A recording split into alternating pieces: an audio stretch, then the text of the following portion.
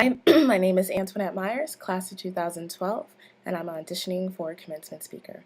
My speech is called The Importance of Being an Earnest Slacker.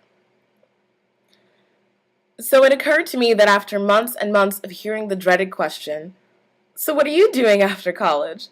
That a lot of us felt shy, nervous, anxious, and even worried about the answer. As if we needed to have decided our entire lives and careers by now.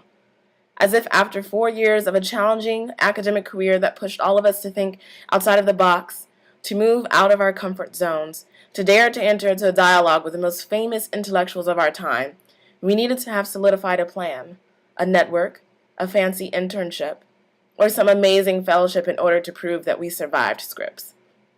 But I have this feeling that I should be honest with all of you about. In my entire 4 years at Scripps, I have operated as a procrastinating perfectionist, an honest slacker, a person who seemed to get things done eventually because I knew it would work out somehow.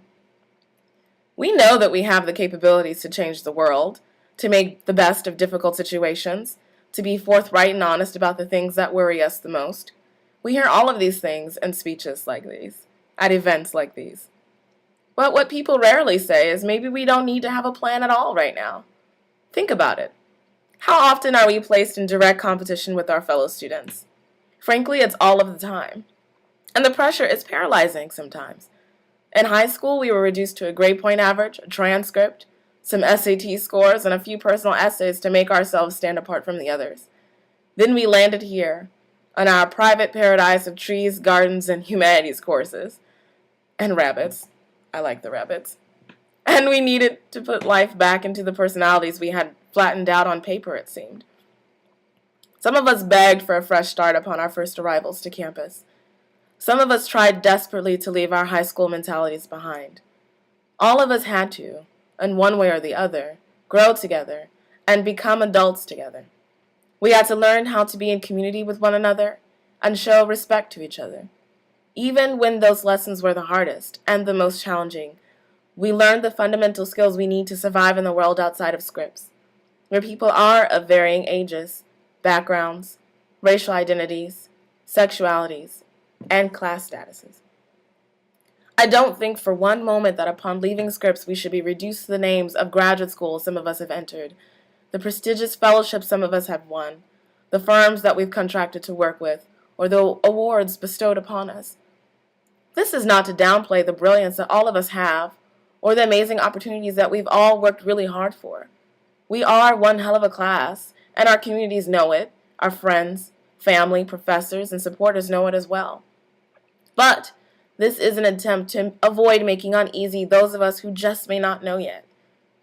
I'm here to say that it's okay to not know who you are or where you want to go. In fact, in a conversation with my mother, she said that even in the middle of her life, she hadn't yet figured out everything about herself or where she quite wanted to be. It's a continuous process, this thing called life. And, well, commencement is not simply the destination, my dears. It is a rite of passage, an initiation, a landmark in the road trip to adulthood. College, in my humble opinion, wasn't supposed to be the only journey in our formative years. I'd like to think that we are always living in our formative years, because we will always continue to evolve, to learn new things, to be present on this earth in different ways.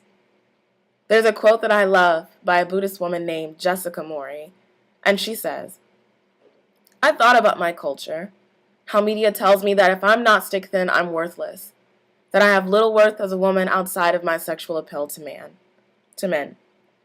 Even being academically successful in high school, there was always the struggle for college admissions, and then jobs, because we are replaceable. We have to fight to succeed because someone can always take our place. We are not unique. We are not necessary to the universe. We have no intrinsic worth." Wow, no wonder I feel worthless. There is a whole lifetime of conditioning to make my mind turn that way. So I began to feel compassion for myself, for this poor girl trying to become a woman, but not quite sure that's what she wants to be, in a culture that doesn't teach us how to be happy. We live in a culture that doesn't teach us to be happy. And this may be an idea worth pursuing. Maybe if by not knowing where we'll live, what we'll do, who will know, maybe if by taking our time to really realize what we need to do, the career paths that we really must go, even if it means taking a gap year, or 2, or 3, we will pay closer attention to what will eventually lead us to live happier and fuller lives. So it may make us look like slackers, but at least we're being honest and open about why we've decided to be slackers. Now, I'm not advocating for us to make permanent plans to sleep on our parents' couches. They might kill me for the suggestion. Yet it is evident that all of us want to be successful. We want to make our families proud. We do want to change the world.